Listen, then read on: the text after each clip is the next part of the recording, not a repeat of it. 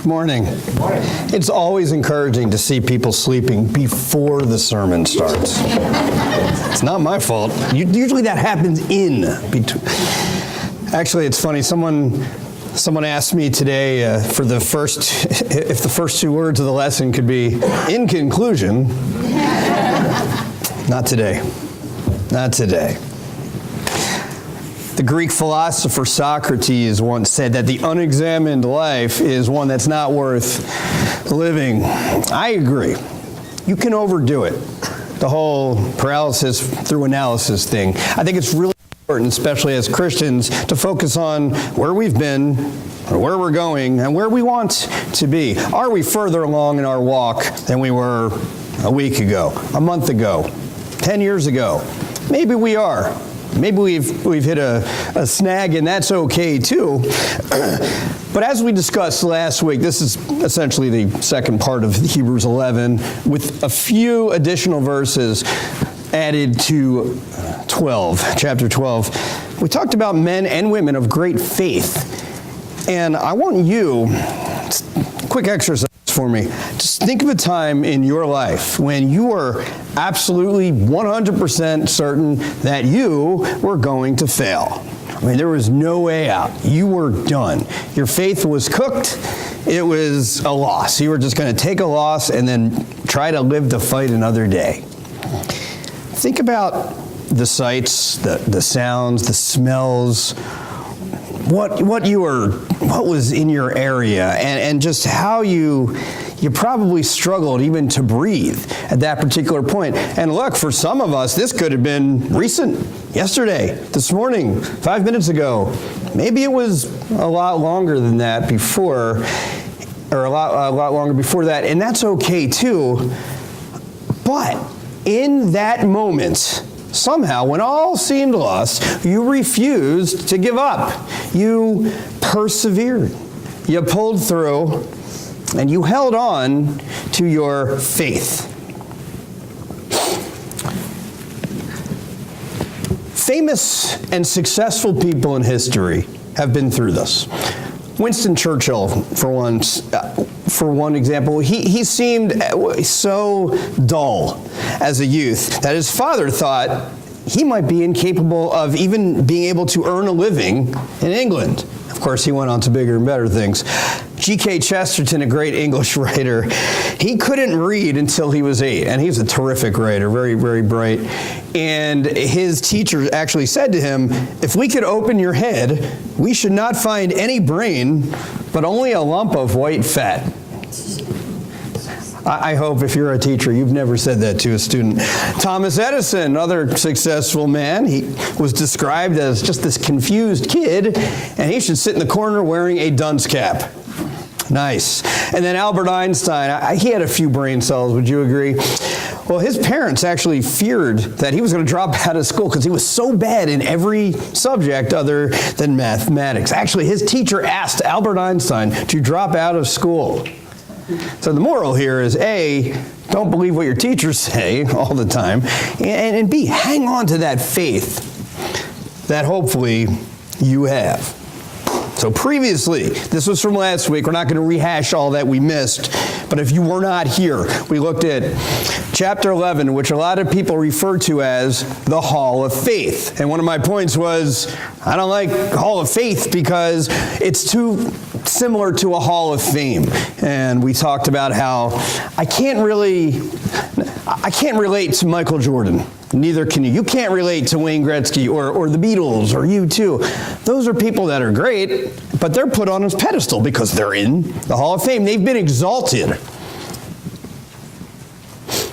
These people have not been exalted.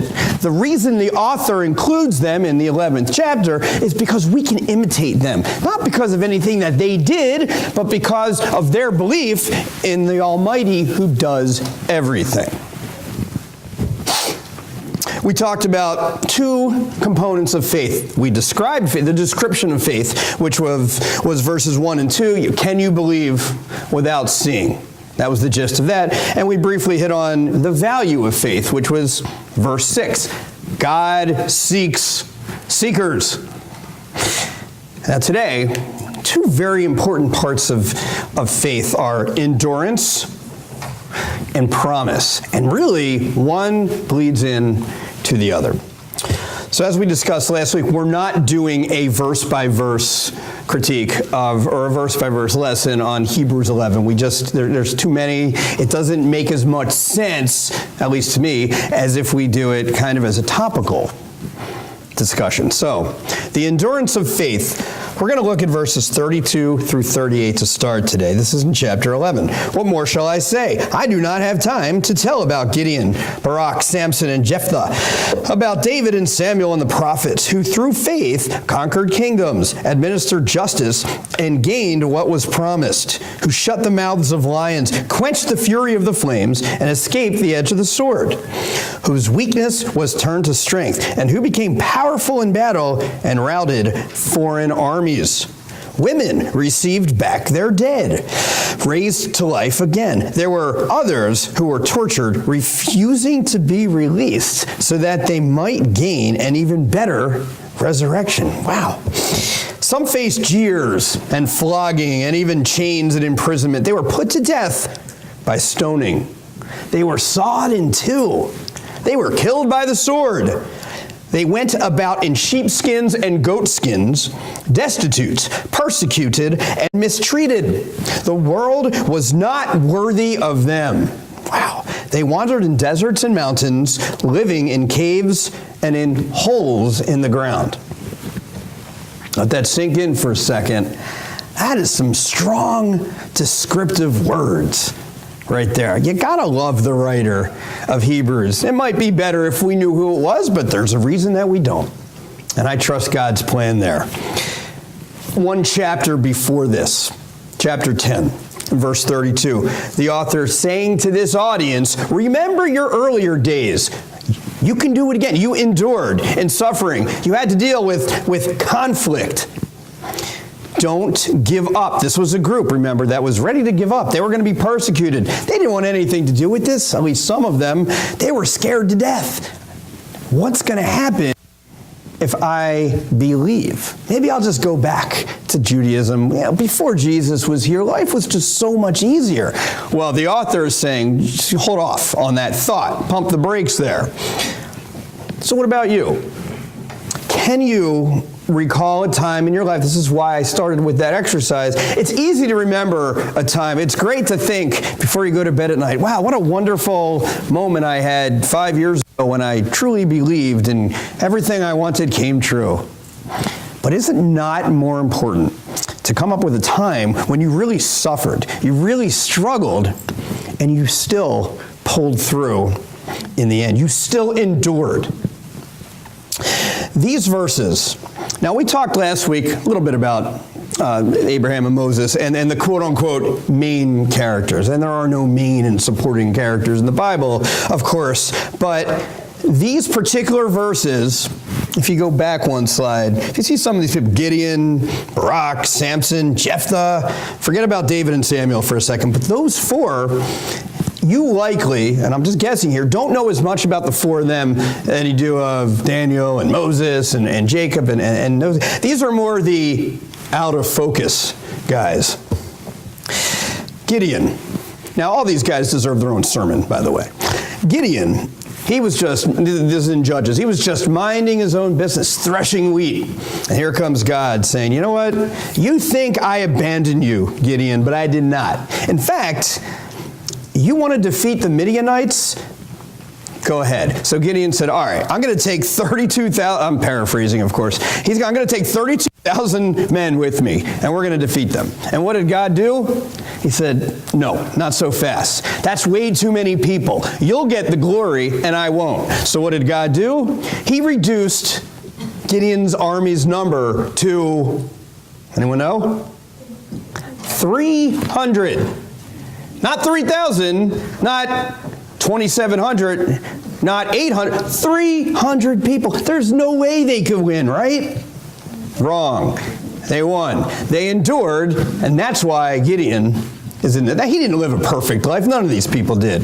But he certainly had enough faith to believe that God should get the glory.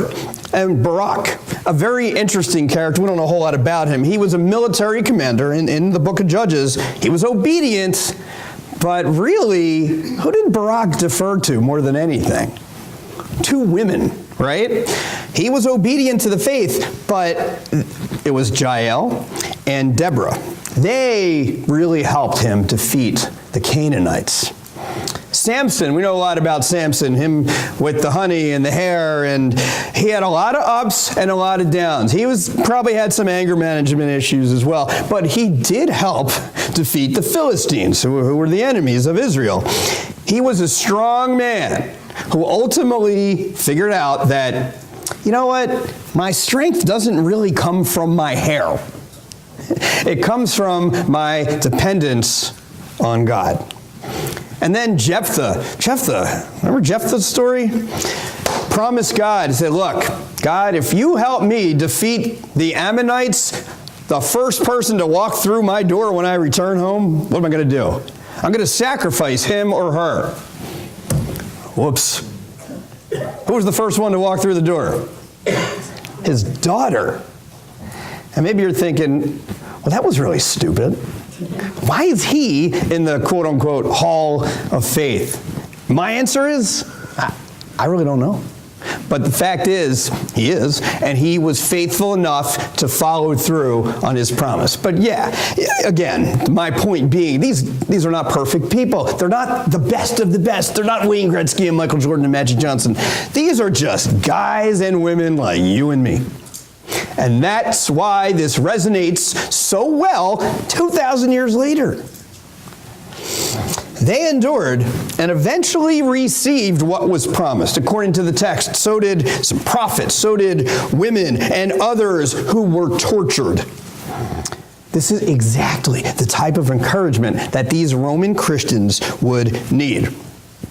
They would need to be told that faith succeeds not by skill, not by Roman standards, not by what the world tells you to do, but it succeeds when it endures. Faith succeeds when it relies on the promises of God and receives those promises in the end.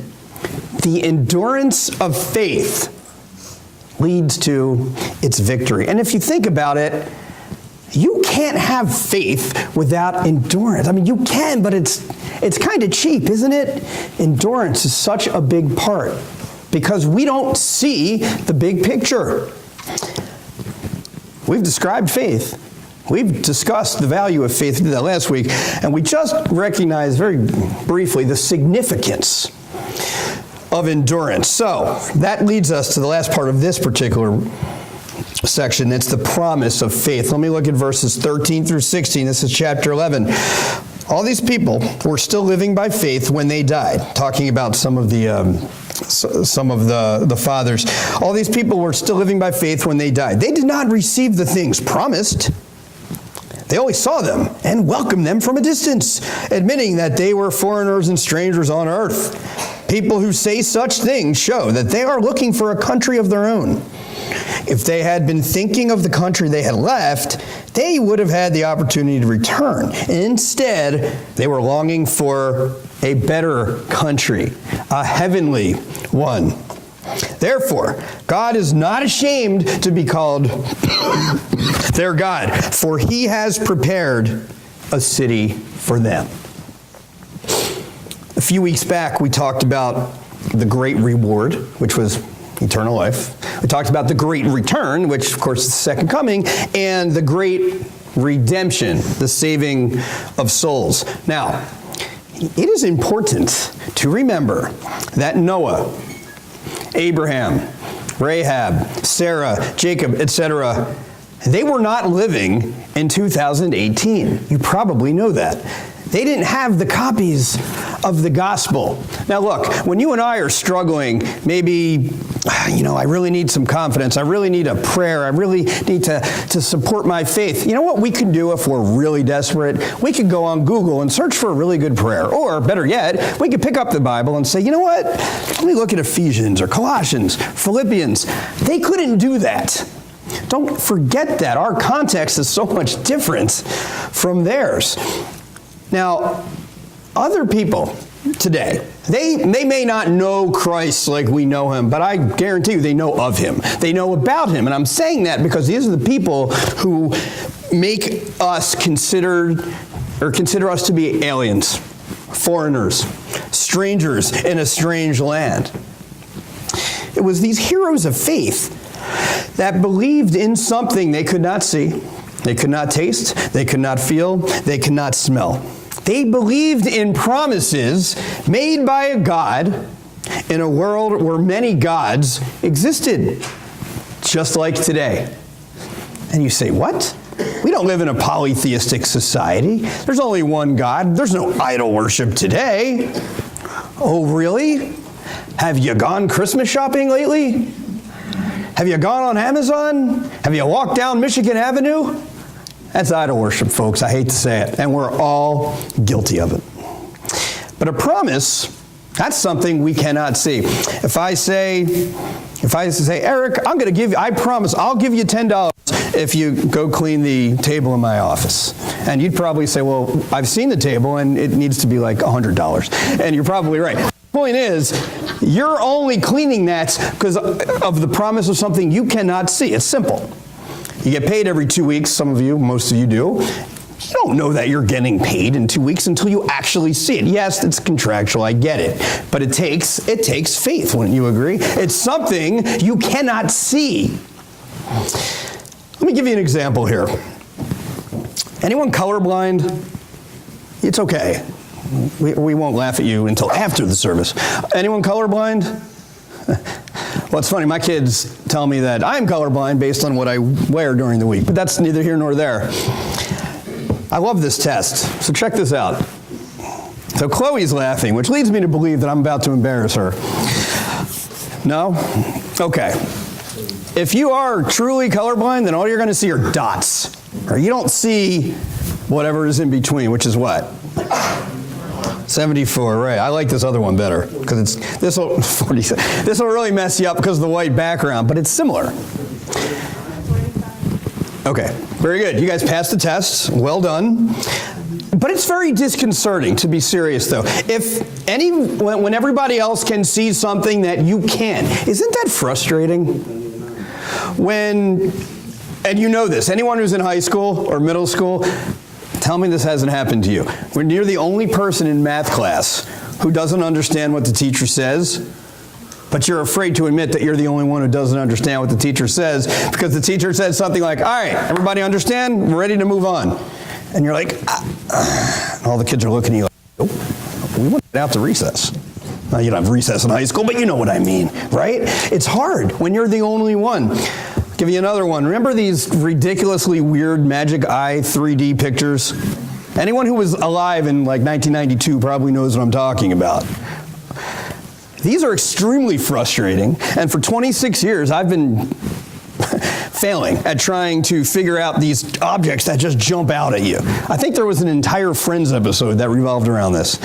But it's really tough. I can't figure it out. Maybe some of you can see something that others cannot see.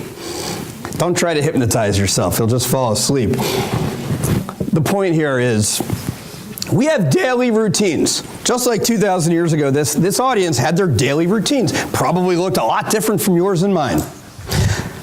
Whether it's just a routine day or it's a day where you are dealing with something serious, with something sad, with something tragic, we have to remember, God does see the picture that's jumping out. God does see the big picture. And we're on page 6 in our lives, and He's already done. That's what we have to understand.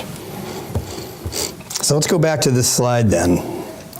These are people, speaking of routines and tragedies, these are people who saw God through the routines and tragedies of life. And that is what the author is asking of this audience. And every single generation thereafter, including you and me.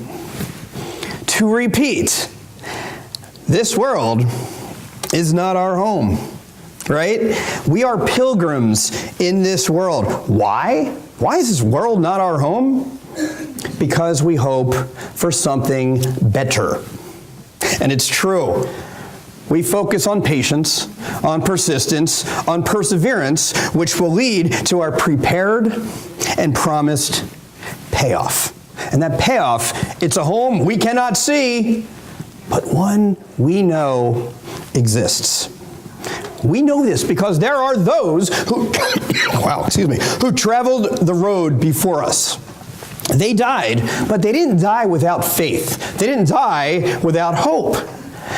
And this audience, they weren't dead yet, obviously, but they were going to trudge down the same exact path as we will 2,000 years later. It's an interesting text, this chapter. Sometimes, if you're anything like me, you tend to be analytical, and you want to try to connect dots, and something needs to be black and white. And if you're looking for something black and white in Hebrews, it's tough. It's really tough to find, especially right here. But you know what? That's the point. That's the point. Because when we talk about words like faith and endurance, value, promise, they're so conceptual, are they not? They're more conceptual than concrete, I would argue.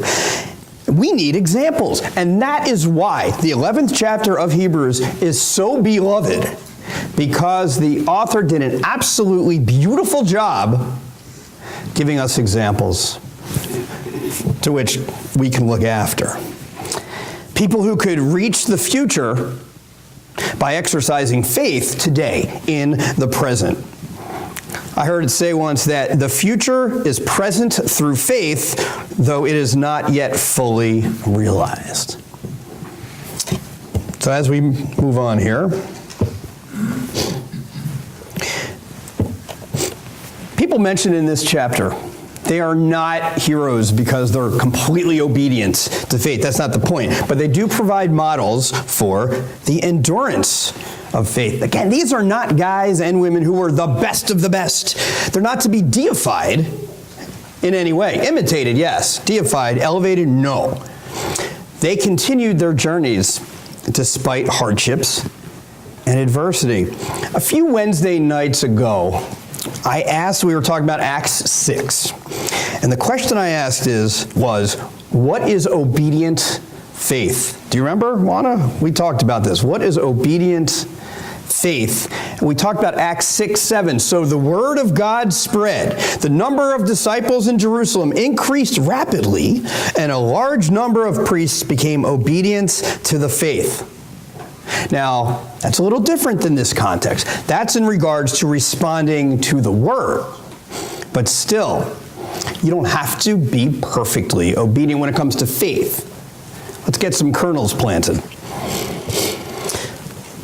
We have to continue our journey just like they did. We need to seek God. We need to trust His promises and then endure through hardships. Why? Because the preacher told you to? Because mom says you have to do that? No. Because God has a track record, does He not? We see it in these pages. Faith endures. It has a track record too. And there's that word endure. We've used that a lot today. Let me encourage you to do something. Instead of enduring, try embracing. Now, let me back up. There are some days, and I'll admit, full disclosure, I wake up in the morning and I'm just not feeling it. And I know it's going to be a tough day. And I say, God, just let me get through this day. That's all I ask, right? Let me just endure whatever you got in front of me. What would happen if we replaced endure with embrace? Not, God, please give me tragedy in my life. I'm really excited for that. That's not what I'm saying. We embrace the challenges that are in front of us. How much will we grow when that is the case? We have to trust that what we hope for is real. This is a tough question. I wasn't going to put it on here, but it was too fun not to. Are we too comfortable in the world? You know the song, right? The world is not my home. I'm just a passing through. What's the next line? There you go. Okay, great. I'll just be happy that I didn't sing that. That's great. Now, do we really believe that? Do we really believe that? Or is it just, well, it's on the worship song list, so we're just going to sing it? Do we truly, it's kind of like our acid test in some ways. And here's what I mean. You do feel at home in this world. I promise you, you do. And so do I. Here's what I mean. This culture shapes us. Sadly, too many Christians, myself included at times, blend right into society. We are active members of the rat race. And seriously, how many of you are going to go home today to a heated house, sit on a leather couch, eat a really good meal, watch NFL games on a big screen TV, and take a nap? Now, there's nothing wrong with that. Thank you for being honest, Jessica. There's nothing wrong with any of that stuff. But are we too comfortable? That's the point. That is our comfort. And let me say, if we are not distinguishing ourselves as Christians, we are too comfortable in this world. So maybe you're saying, wait a minute, buddy, are you saying persecution has to be part of the equation in order for us to grow? My answer is no. It does not have to be, but perspective sure does. Tragedies, they sap us of strength, no doubt about it. They sap us of our strength to continue, but we can't let that happen. That's why it's so important to lean on each other. That's why I sit here and make a big deal out of things like church attendance, which people mock, and that's all well and good. But we need each other. We need to come here and not see empty seats. We need to come here and see each other, because we can rely on one another. We can lean on one another to help us get through our next challenge. Hope becomes a reality through faith, and faith celebrates this reality. Faith endures, and that's great, but hope, not necessarily. What I mean is, I think it's great to see the jar half full. We should. Glass half full. Nothing wrong with being optimistic. Being hopeful is a positive attitude, and that's great. Being faithful is a lifestyle. Now, yes, we want to surround ourselves with good people. Paul said it himself, 1 Corinthians 15:33. Do not be misled. Bad company does what? Corrupts good character. So remember that. But let's surround ourselves with people who express sincere faith, not just, well, I hope I'll be able to succeed. I hope maybe God someday gets me the wife of my dreams. No. I have faith that He will.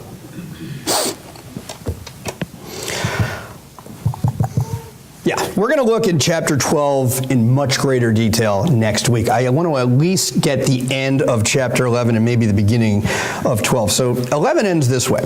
These were all commended for their faith, yet none of them received what had been promised, since God had planned something better for us, so that only together with us would they be made perfect. I want to stop there for a second. So you look at that, and what do you notice? It doesn't really seem like a positive note, does it? It's kind of an open one. What does that mean? None received what was promised. Who wants to hear that? Well, if you go back to verse 13, still living by faith when they died, did not receive things promised, saw them and welcomed them from a distance. Why is this the case? It's really simple if you think about it. God had bigger and better plans for them. He is way ahead of them. He is way ahead of us today, and that's a good thing. We talk about better and lasting possessions. We talk about a heavenly homeland. We talk about a chance to enter God's rest. That's pretty special. If you look at verse 40, we see us. We see together. It's communal. God's plan will be fulfilled as we reach our heavenly home as a community. That is key. And Christians, by the way, of every age join this community. We all serve and we all have hope. And because of our hope, we can endure in our faith journey. And that's why that therefore exists. Whenever you see the word therefore, you need to ask, what's it there for? Therefore, since we are surrounded by such a great cloud of witnesses, let us throw off everything that hinders and the sin that so easily entangles, and let us run with perseverance the race marked out for us, fixing our eyes on Jesus, the pioneer and perfecter of faith. For the joy set before him, he endured the cross, scorning its shame, and sat down at the right hand of the throne of God. Consider him who endured such opposition from sinners, so that you will not grow weary and lose heart. Guess what? We have responsibility. That's why the therefore is there. You guys have responsibility. I have responsibility. The last few chapters, the author likes to use some imagery. The Christian life is, in a way, similar to a wrestling match, in that we're supposed to hold our ground and recall earlier victories. The Christian life calls us to imitate faith and our spiritual ancestors. That's what chapter 11 is all about, walking us through their experience. Finally, we are to run the race. Not a marathon. I'm sorry. Yes, it is a marathon, not a sprint. You don't want to just sprint. Now, anyone run a marathon in here before? Besides Dan, and Michelle Wolf did, and she's not here, so we can totally talk about her. No, but what do you notice? I didn't run a marathon, but I attended the New York City Marathon to support Michelle. It was a lot easier to watch. And it's amazing. Dan, would you agree that it's the closest you'll ever come to feel like you're a professional athlete? Right? You got people cheering you. I don't even know you, but good job. Yeah. You got people cheering. It's incredible. That's kind of what we see here, right? Our spiritual faith ancestors, they are cheering us on. Look who's cheering us during our run. Abel, Enoch, Abraham, etc. It's amazing. The great cloud of witness. Now, that's our witness. Those are our witnesses. That could mean people who bear witness, but also are witnessing us, who are spectators. The author talks about throwing off every sin. I think of another image. I think of a running back, like losing the excess baggage. Like 3 or 4 people are trying to tackle him and he's throwing them off. That's kind of what we're supposed to do with our sin. It's not easy. The answer is in our eyes, but it still takes a ton of faith, because remember what happened when Peter tried to, I always think about Peter when I read this. When Peter tried to walk on water, what happened? He was successful, right? Well, not really. He sunk like a stone. Why? What was he looking at? Oh, it's windy. Oh, it's crazy. Well, took his eyes off Jesus. Now, I'm not recommending that any of us try that. We should keep our eyes on what? The thorns of life? Should we keep our eyes on all the negative people, the troubles that are brewing in our life, the fog that surrounds? Look at Jesus. And again, you'll notice the chiastic structure. Let me just look at this real quick. The first couple verses, actually, this is verse 12:2. And by the chiastic structure, remember, it's a literary device where ideas are presented and then repeated in reverse order. So we see the joy set before him. That's good. He endured. He was scorned. And then he sat at the right hand of the throne of God. That type of literature would resonate with this first century crowd. So, we're never going to be able to completely imitate Jesus because we are flawed. Was Jesus flawed in any way? But we are. Let me suggest this. Let's at least imitate his characteristics, right? Now, he lived in an honor and shame culture. We think the cross is bad. We think letting the least be first and the first be last, you think that was 100 times worse back then.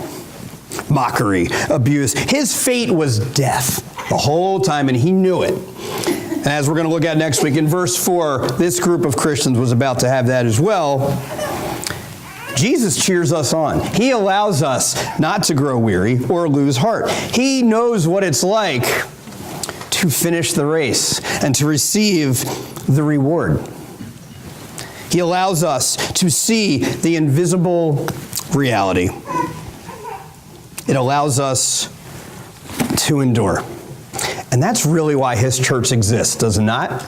Because there is a radically different way in which we are called to live our lives. Jesus had been there. Jesus had done that, and he did it perfectly. As we get to the end here, a friend of mine who's a preacher, I feel like you guys probably think all my friends are preachers, and it's probably accurate, but he really went through the ringer. He lost his first wife to just a really bizarre accident that happened after surgery, and then his second wife, they had a son, and he was born with something called Sanfilippo syndrome, which is pretty much a death sentence from birth. And so his young son died shortly thereafter, and this is his quote, and I want to share this with you. He said, "For those who had experienced hardship and tragedy in life, the call to perseverance and faith can often sound shallow. Those of us who have experienced deep hurt hear those simply pithy sayings like, 'Hang in there, trust God, have faith,' with a bit of skepticism and cynicism.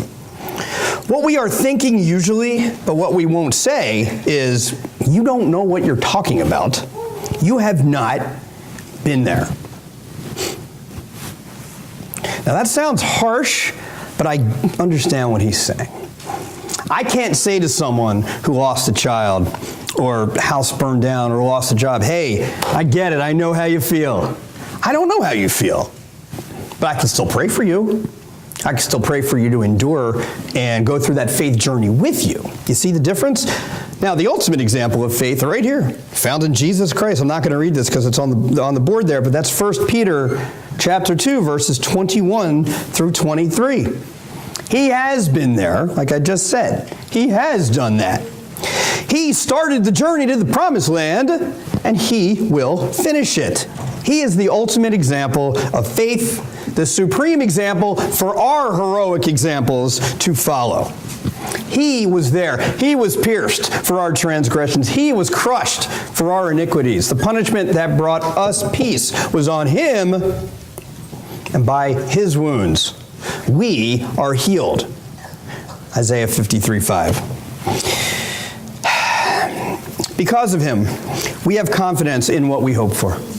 Because of him, we have assurance about things that we do not see. So I ask you this. If you're thinking about becoming a Christian, if you're thinking about walking in your faith, I want to try to discourage you if you're doing it for this reason. Because I want an easier life. I want a comfortable life. If that's why you're thinking about getting baptized, not yet. Because there are a lot easier ways to live your life than become a true disciple of Christ. Our faith journey does begin with a transformation, and that certainly includes baptism. When you are baptized, you know what happens. The Holy Spirit fills you. You are sanctified for God's presence, God's service, and his glory.